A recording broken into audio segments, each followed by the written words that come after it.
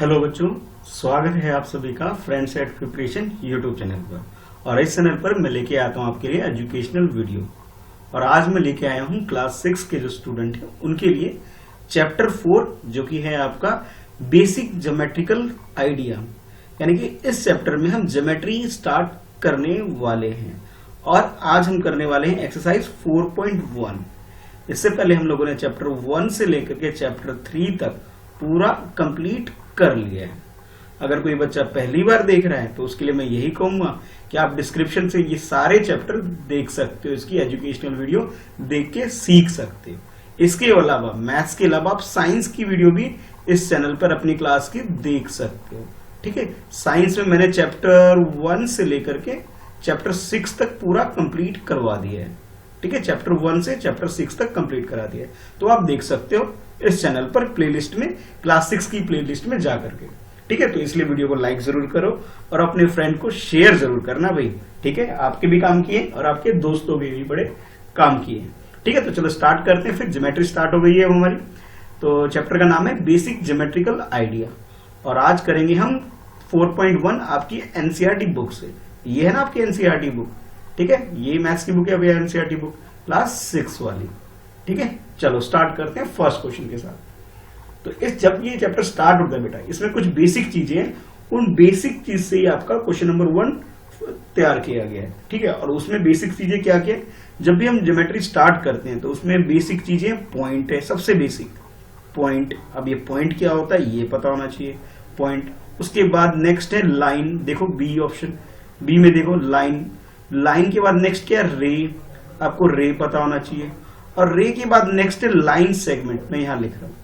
ठीक, क्या है लाइन सेगमेंट। पहले तो मैं ये सारी चीजें डिफाइन करता हूं, ये चीजें होती क्या है। ठीक है, जितनी भी चीजें मैंने यहां लिखी है उनके बारे में पहले समझो। तो सबसे पहले बात करते हैं पॉइंट की। तो जैसे ये डायग्राम देख रहे हो क्वेश्चन नंबर 1 के अंदर दिया हुआ है, पहले मैं क्वेश्चन नंबर 1 रीड कर देता हूं और समझा देता हूं इसमें पूछा क्या जा रहा है। तो क्वेश्चन नंबर 1 में आपसे पूछा जा रहा है use the figure to name. अब इस फिगर, ये जो गिवन फिगर है, इसको देखना है अच्छे से, इसको यूज करके आपको इसके अंदर नेम देना है।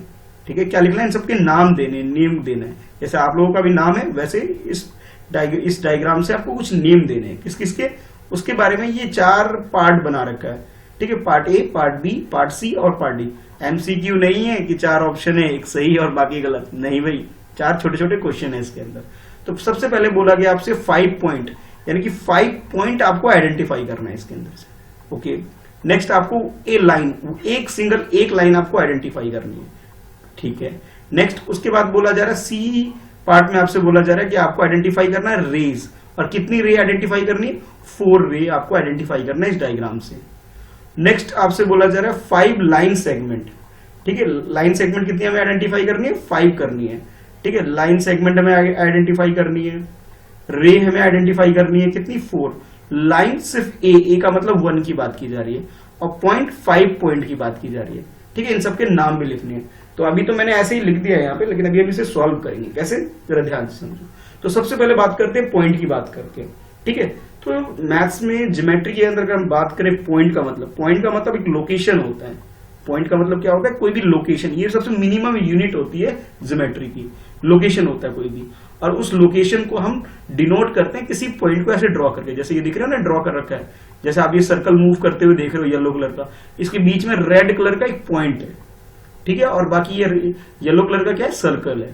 ठीक है, तो ये जो सेंटर में रेड कलर देख रहे हो ये क्या है, पॉइंट है। तो जैसे यहाँ पे डी, ई, ओ, बी और सी क्या है, पॉइंट है। क्या क्या है, डी, ई, ओ, बी और सी। ये देखो डी, ई, ओ, बी और सी।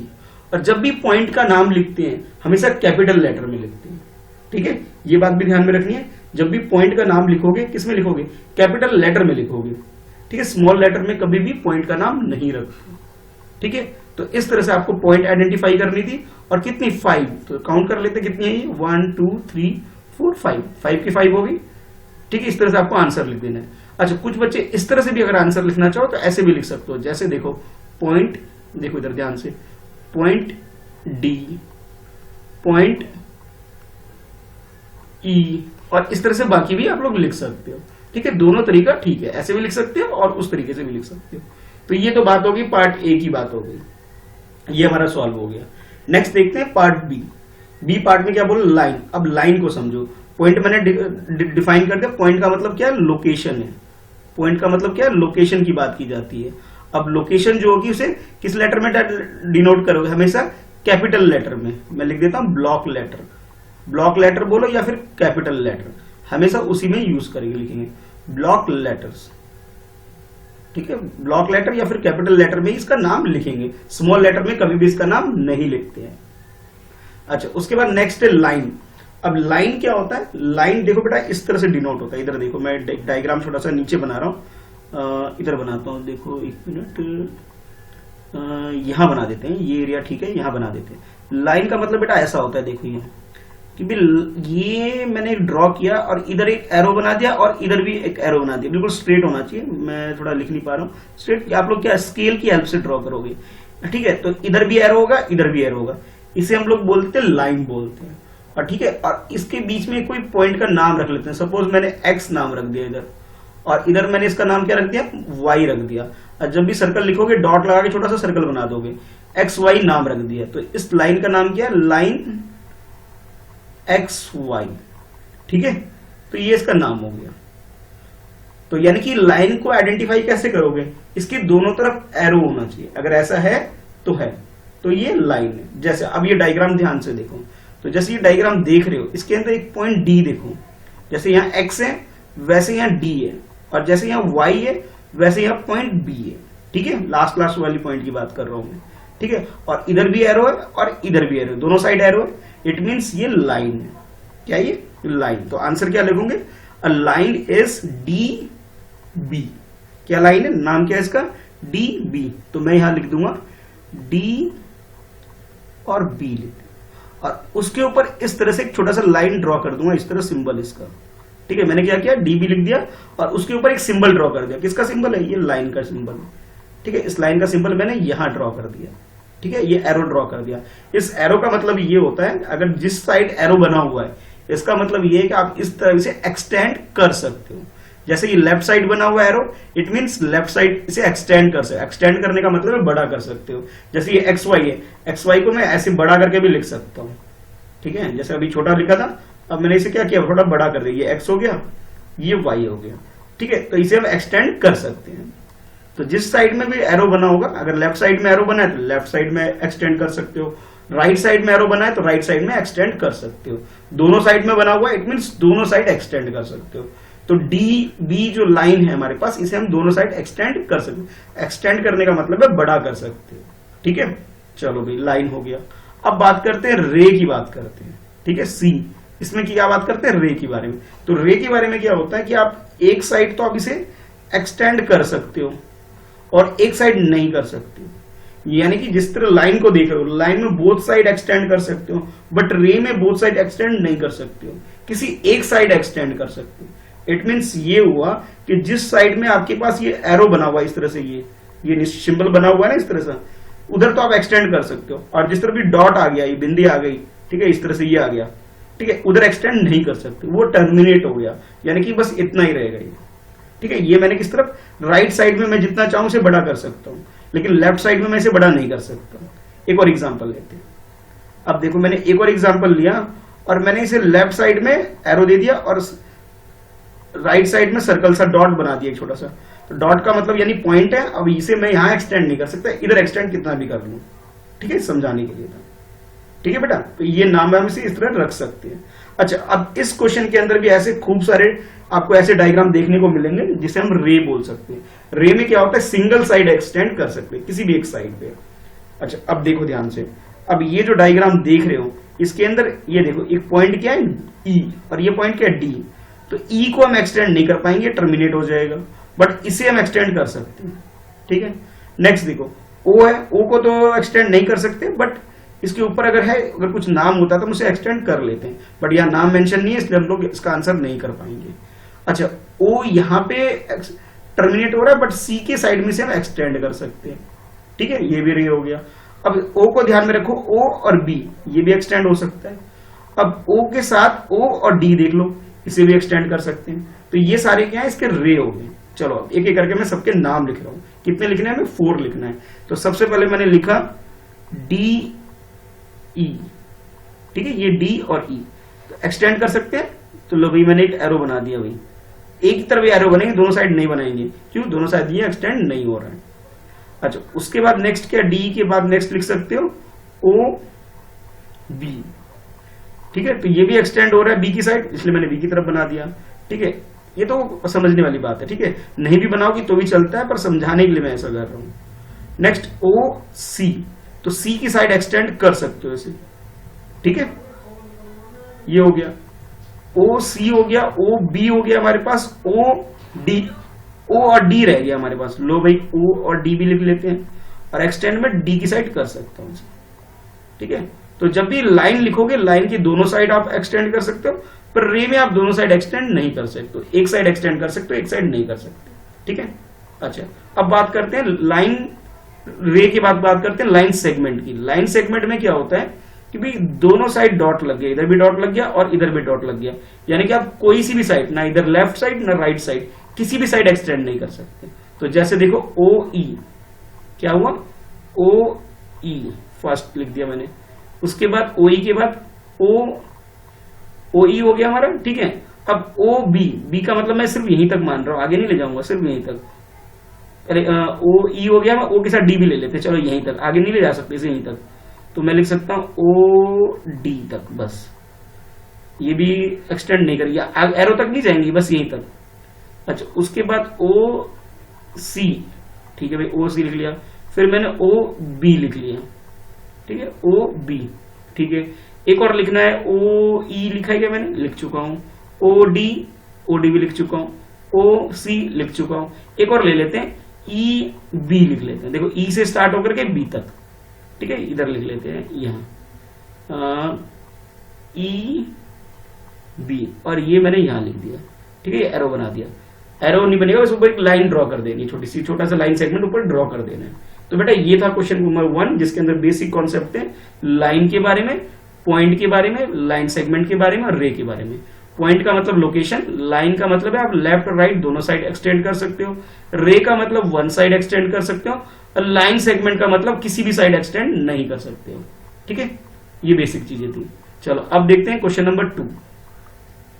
तो क्वेश्चन नंबर 2 के अंदर जैसे कि आप पढ़ रहे हो, name the line given in all possible way. इसके अंदर जो ये 4 आपके पास पॉइंट गिवन है, ए बी सी डी, इसको ध्यान में रखते हुए आपको इसका नाम देना है, ठीक है। और नाम जितने तरीके से दे सकते हो, जितने भी पॉसिबल वे हो सकता है उस तरह से दो। ब्रैकेट में इन्होंने लिखा है 12, कि 12 तरीके से इसका नाम लिखो।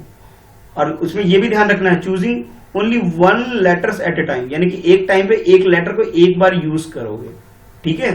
तो देखो कैसे कैसे इसके नाम लिख सकता हूं। सॉल्यूशन लिख दिया, अब देखो सॉल्यूशन कैसे करेंगे। पहले मैं एक ए से स्टार्ट कर रहा हूं, तो ए बी, ठीक है, ये हो गया लाइन।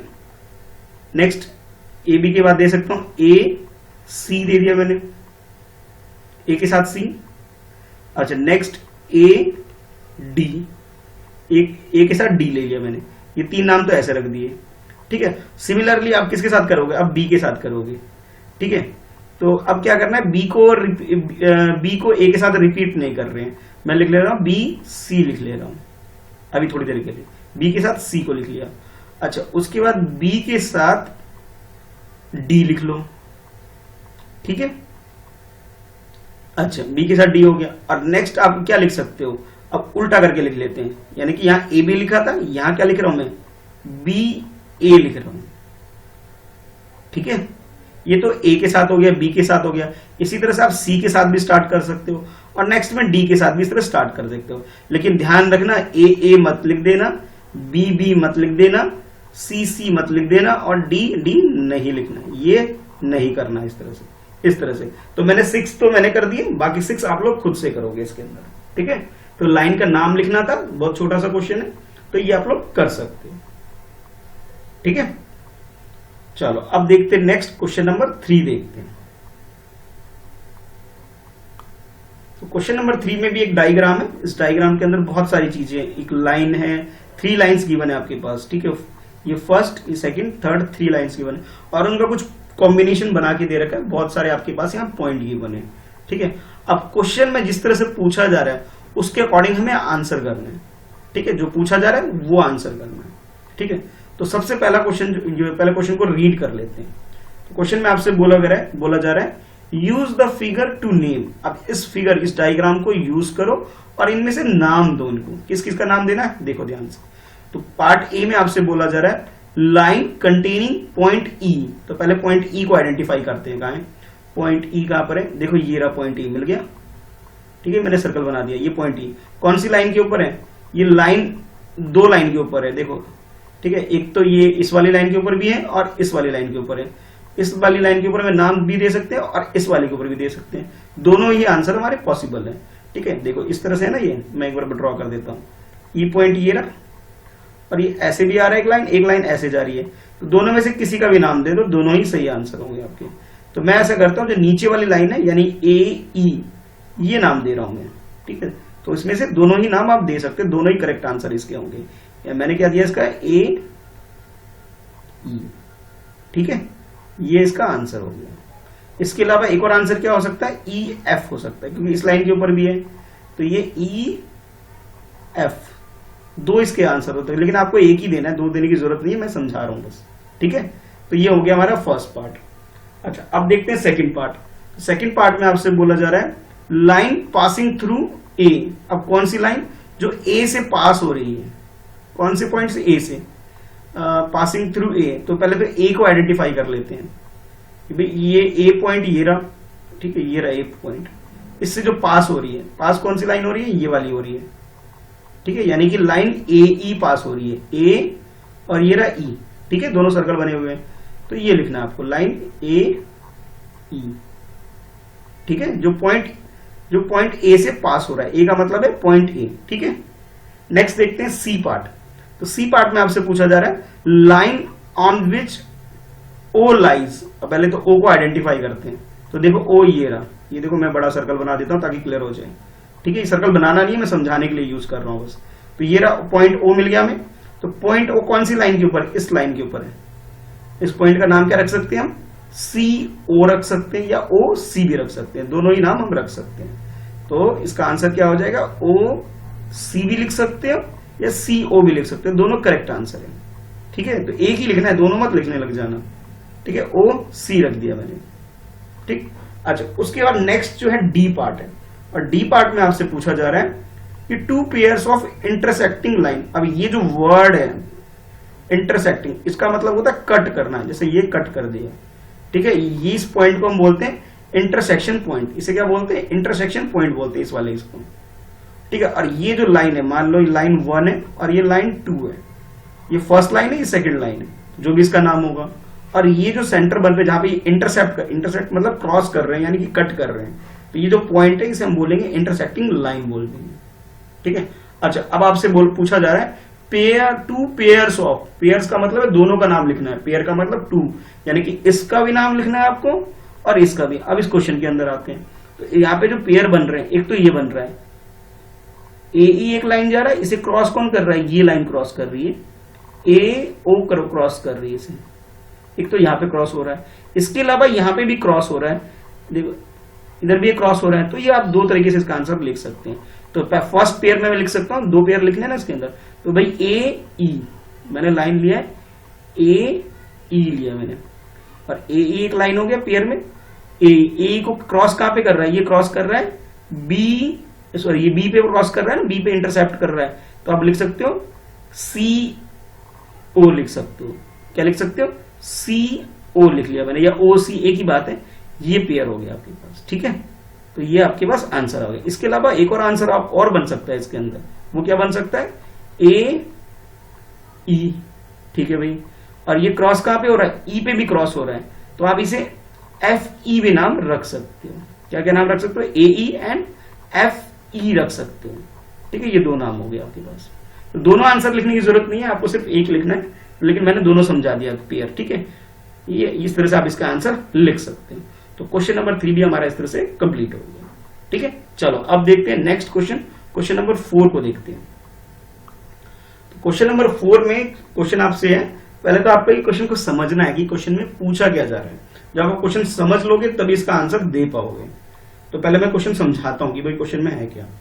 तो क्वेश्चन में आपसे बोला जा रहा है हाउ मेनी लाइन्स कैन, देखो जैसे क्वेश्चन स्टार्ट हो रहा है ना, how many lines can pass through one given point, part A में वन गिवन पॉइंट। सपोज एक पॉइंट है आपके पास, इसका नाम मैंने कैपिटल ए रख दिया, ठीक है, समझना आपको, ये पॉइंट ए है, इससे पूछा जा रहा है आप कितनी लाइन को पास कर सकते हो। तो भाई मैं तो इसमें बहुत सारी लाइन पास कर सकता हूं। कैसे, जरा देखो भाई, ध्यान से देखो कि जैसे आप लोगों ने घड़ी देखा होगा या व्हील देखा होगा, तो देखो एक लाइन मैंने यहां ऐसे पास कर दिया, ठीक है, ये एरो भी बनाना है, यहाँ पे व्हील लो भी एरो भी बना दिया। एक लाइन मैंने ऐसे पास कर दिया, एक लाइन ऐसे पास कर दूंगा, एक लाइन ऐसे पास कर दूंगा, एक ऐसे पास कर दूंगा, ऐसी खूब सारी लाइन में यहां से इस पॉइंट से पास कर सकता हूं। तो आप ये लिख सकते हो कि एक गिवन पॉइंट के ऊपर, किसी भी वन सिंगल गिवन पॉइंट पर, कितने, वन सिंगल गिवन पॉइंट के ऊपर आप काउंटलेस पॉइंट को, लाइन को पास करा सकते हो। तो इसका आंसर क्या लिखोगे सोल्यूशन में, कि countless line can pass through given point, यानी कि वन सिंगल गिवन पॉइंट के ऊपर आप काउंटलेस, यानी कि बहुत सारी लाइनें आप पास करवा सकते हो। ये तो हो गया फर्स्ट का आंसर। अच्छा, अब आपसे सेकंड में बोला जा रहा है, दोबारा क्वेश्चन पढ़ते हैं। सेकंड पार्ट में आपसे, यानी बी पार्ट में बोला जा रहा है, how many lines can pass through two given point. पहले वन गिवन पॉइंट था, अब टू गिवन पॉइंट। तो भाई टू गिवन पॉइंट के लिए समझने के लिए ये देखो, ये पॉइंट ए और ये ए तो हमने वहां यूज कर लिया, चलो इसका नाम सी रख देते हैं और इसका नाम डी रख देते हैं। भाई लाइन ऐसा पास होना चाहिए जो सी और डी को क्रॉस करता हुआ जाए, ऐसे नहीं ऊपर और नीचे से, बिल्कुल ही। तो देखो भाई मैं इधर से ये लाइन मैंने ड्रॉ किया, कितनी पास हो पाएगी, सिर्फ सिंगल एक लाइन पास हो पाएगी सिर्फ, ठीक है। यहाँ पे आप बहुत सारे नहीं ड्रॉ कर पाओगे, क्योंकि बहुत सारे ड्रॉ करने जाओगे तो कोई एक पॉइंट तो कवर हो जाएगा, पर सेकंड पॉइंट कवर नहीं हो पाएगा।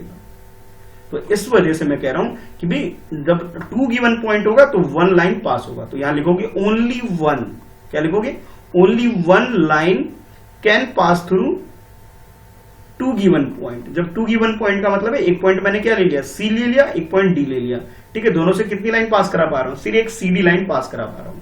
लेकिन जब मैंने पॉइंट ए लिया था, पॉइंट क्या लिया था, ए लिया था, जो कि सिंगल पॉइंट है, और यहाँ पे तो दो पॉइंट लिए मैंने, तो इससे कितनी लाइन, मैं खूब सारी लाइन पास थ्रू करवा पा रहा हूं।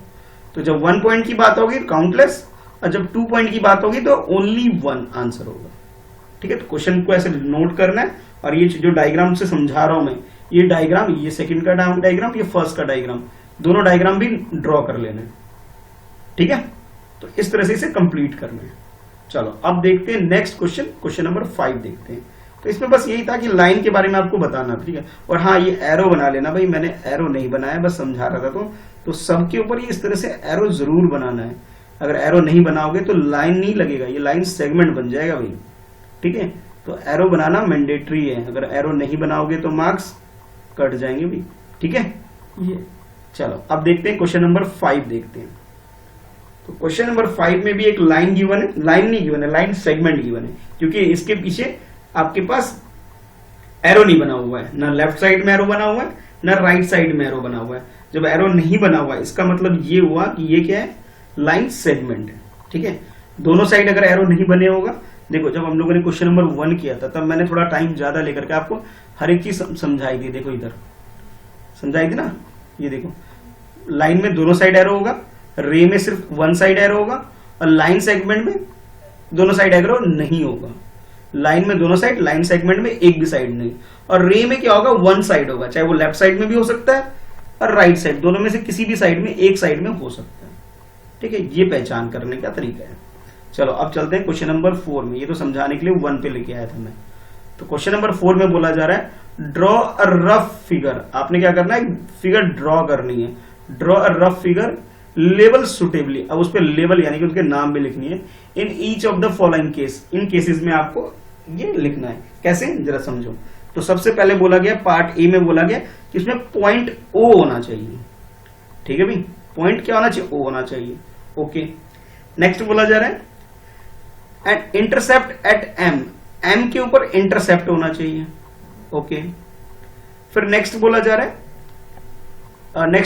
है लाई आई कंटेन ई एफ नॉट डी, कहाँ का होना चाहिए, एक लाइन एल होना चाहिए, लाइन का नाम क्या होगा, एल होगा, जिसमें होना चाहिए ई और एफ पॉइंट होंगे, ई और एफ पॉइंट होना चाहिए, बट डी नहीं होना चाहिए उसके ऊपर, यानी कि डी लाइन से बाहर ऊपर या नीचे कहीं भी बना सकते हो।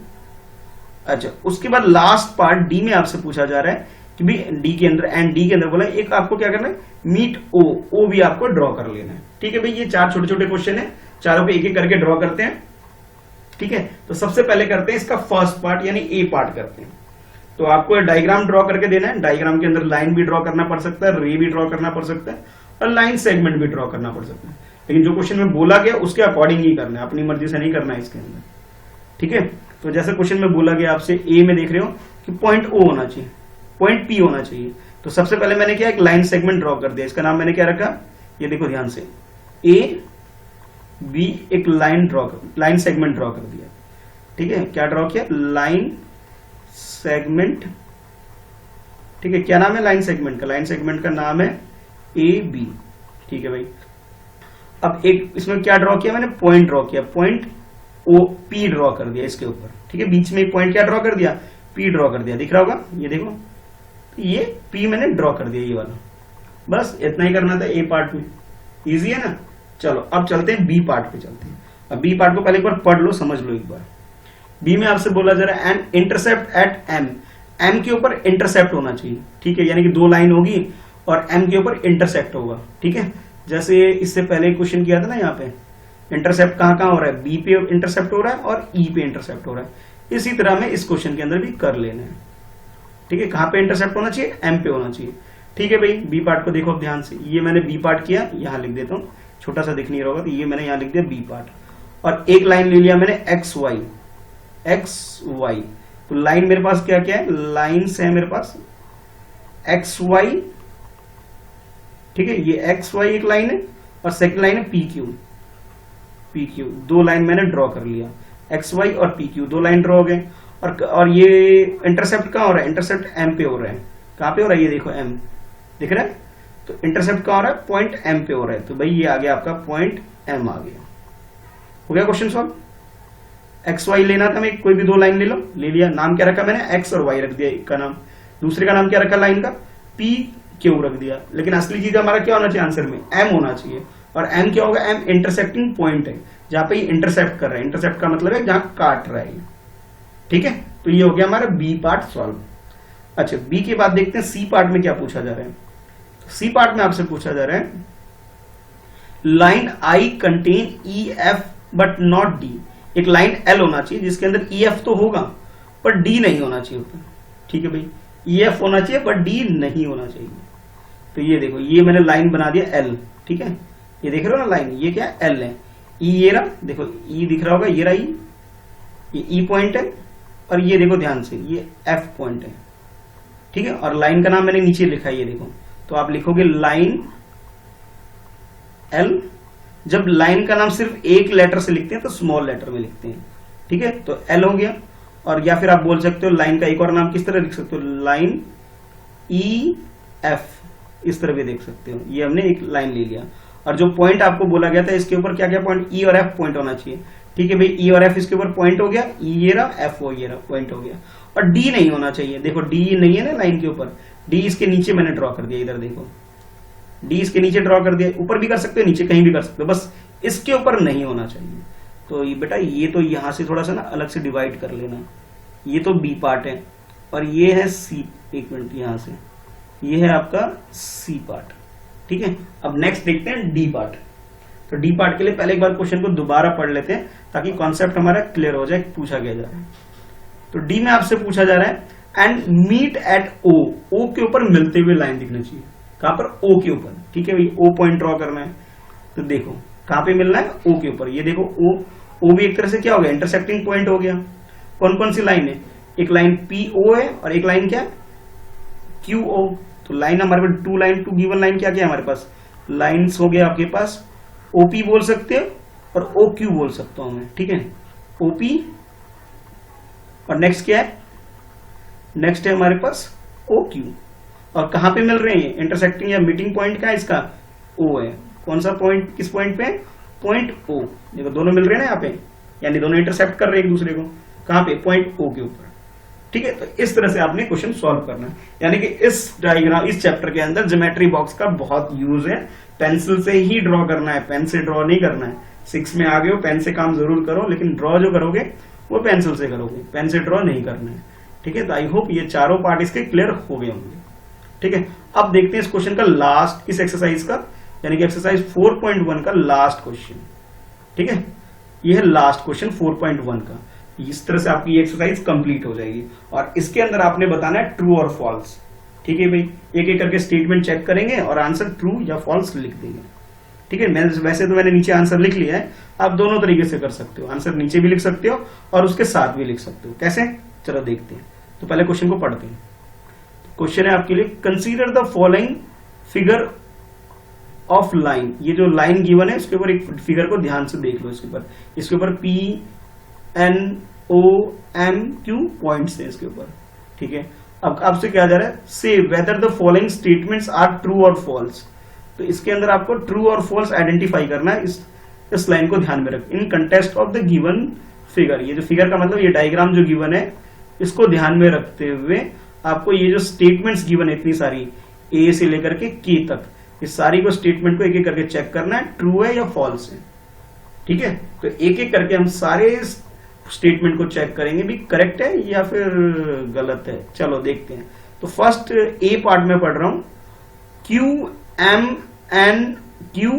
M O N P are the points on line. क्या क्या, Q बोला है, ठीक है भाई, Q है, M भी है, O भी है, N भी है और N के अलावा P बोला है। ये क्या है, लाइन के ऊपर पॉइंट्स हैं, बिल्कुल पॉइंट्स है भाई, सब लाइन के ऊपर ही है ना, ऊपर नीचे तो नहीं है। इट मीन सही बात बोली इसने इसमें। तो आप ये बोल सकते हैं ये क्या, ट्रू हो गया। तो यहाँ पे इसके आगे लिख दोगे ट्रू लिख दोगे। देखो वैसे तो मैंने नीचे लिख दिया है बट यहाँ भी लिख सकते हो, आप दोनों तरीके से कर सकते हो। ठीक है, चलो नीचे ही लिख लेना, ये समझ में आ गया। अब नेक्स्ट देखो बी पार्ट। बी में आपसे बोला जा रहा है MON, क्या क्या, ये रहा MON, ये 3 पॉइंट्स है, are on the line segment. ये क्या, लाइन सेगमेंट के ऊपर है। हाँ भाई, लाइन सेगमेंट कैसे, देखो जैसे मान लेता हूं मैं यही तक है, इसको मैं लाइन सेगमेंट M और N, ये दोनों क्या लाइन सेगमेंट बन गया। यहाँ पे ये देखो ध्यान से, N दिख रहा है, सर्कल मैंने N के ऊपर, ये देखो सर्कल बन गया होगा, ये N है और ये M है, ये लाइन सेगमेंट बन गया यहाँ पे, क्योंकि जब पॉइंट पॉइंट बन जाता है तो टर्मिनेट हो रहा है यहाँ पे। ठीक है, मान लेते हैं, तो ये MON क्या, लाइन सेगमेंट के ऊपर है। बिल्कुल भाई, ये भी एकदम ट्रू है, बिल्कुल सही है। ठीक है, तो यहाँ पे क्या लिख सकता हूँ मैं, ट्रू लिख सकता हूँ। ये तो बी पार्ट हो गया। अब देखते हैं सी पार्ट, देखते हैं इसका। तो सी पार्ट में आपसे बोला जा रहा है M and N, किस किस की बात की जा रही है, M की बात की जा रही है और N की बात की जा रही है, इन दोनों की, M की और N की। ठीक है, M और N की बात की जा रही है। M and N are the end point on line segment. इसके हम क्या मान सकते हैं, लाइन सेगमेंट के एंड पॉइंट मान सकते हैं। हाँ भी बिल्कुल मान सकते हैं, एक एंड पॉइंट इसे बना सकते हैं, हम एक पॉइंट इसे बना सकते हैं। तो ये भी ट्रू हो गया, यानी कि थर्ड वाला भी ट्रू हो गया। टिक नहीं लगाना है ऐसे, आपको ट्रू पूरा लिखना है। मैंने यहाँ लिख दिया इसलिए मैं टिक लगा के बता रहा हूँ, टिक नहीं लगाओगे एग्जाम में, वो ट्रू लिखना है आपको स्पेलिंग इस तरह से, TRUE। तो थोड़ी तुरंत हो जाता है, लिख लेना है इसे। ठीक है, मैं मिटा रहा हूँ। अच्छा, उसके बाद देखो डी पार्ट में बोला जा रहा है O and N are the end point. O और N, O ये रहा और O के अलावा N की बात कर रहा है, ये क्या है, एंड पॉइंट है भाई। एंड पॉइंट तो नहीं है भाई लाइन सेगमेंट के ऊपर। ठीक है, O और एंड पॉइंट तो क्या है हमारे पास, Q और P है। तो भाई ये वाला जो डी वाला जो पार्ट हो गया ये हमारा गलत हो गया। एंड पॉइंट का मतलब होता है लास्ट पॉइंट, लास्ट पॉइंट तो नहीं है भाई ये। ठीक है, तो मैंने यहाँ क्या लिख दिया, फॉल्स लिख दिया। लास्ट पॉइंट तो Q और P है हमारे लिए। अच्छा, उसके बाद नेक्स्ट देखते हैं। नेक्स्ट है आपके पास M is one of the end point of line segment. M के बारे में बोला जा रहा है, M क्या है, लास्ट पॉइंट है। लास्ट पॉइंट यानी कि एंड पॉइंट है या फिर लास्ट पॉइंट भी बोल सकते हो कि M कहां पे है, एंड पॉइंट पे। एंड पॉइंट पे, एंड पॉइंट पे क्या है हमारे पास, Q है भाई, इधर Q है और इस तरफ क्या है, P है।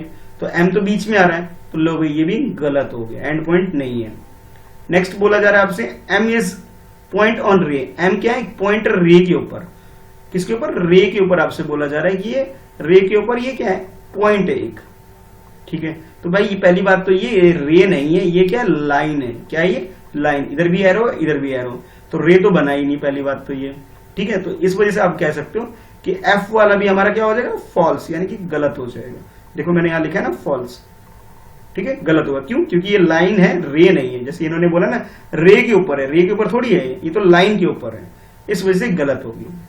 अच्छा, जी बोला जा रहा है कि ये जो गिवन डायग्राम है आपके पास, ठीक है, ये गिवन डायग्राम है, ये रे के बारे में बताया जा रहा है कि ये रे है एक तरह से। इसको थोड़ा क्वेश्चन कंप्लीट नहीं है, थोड़ा सा ना इसको ये इसके बाद रे के बारे में इसको लास्ट में डिस्कस करते हैं। क्वेश्चन कंप्लीट नहीं है, पूरा कुछ मिसिंग है यहाँ पे, ठीक है।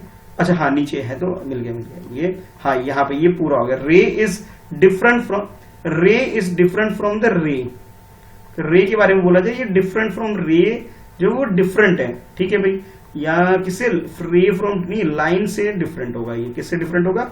लाइन से या फिर लाइन सेगमेंट से। किससे? लाइन से या फिर लाइन सेगमेंट से।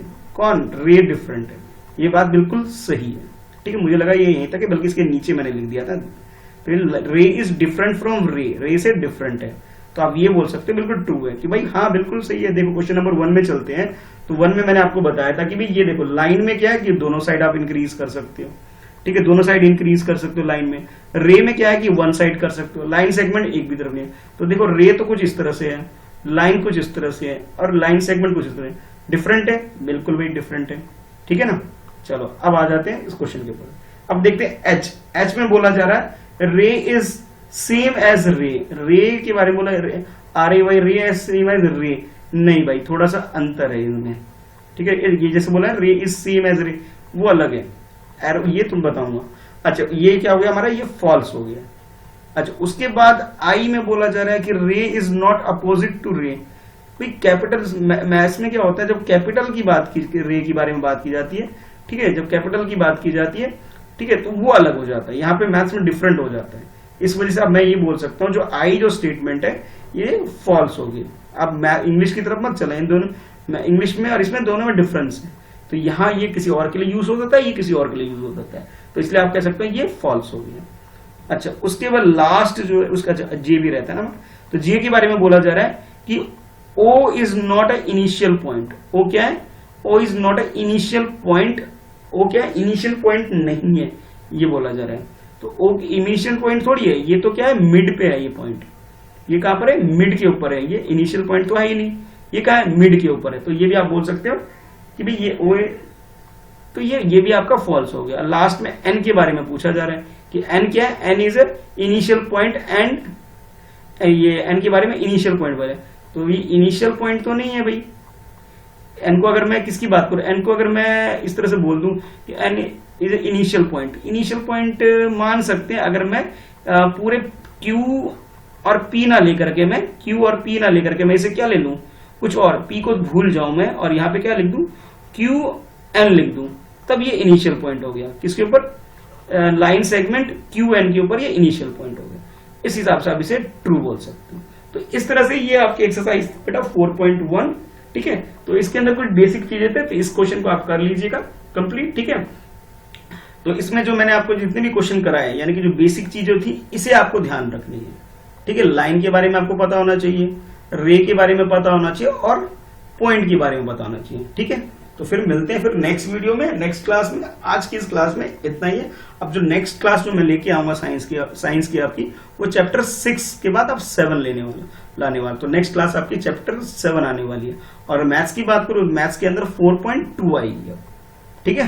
तो भाई साइंस की क्लास कम देख रहे हो भाई, उसे भी देखना जरूरी है, ठीक है। तो ये वीडियो को अपने फ्रेंड में शेयर जरूर करना, वीडियो लाइक करो और हाँ कमेंट जरूर करना। अपने बाकी दूसरे फ्रेंड में से शेयर फटाफट करो अभी, ठीक है। चलो फिर मिलते हैं नेक्स्ट वीडियो में। अगर पहली बार चैनल को देख रहे हो तो सब्सक्राइब जरूर कर लो।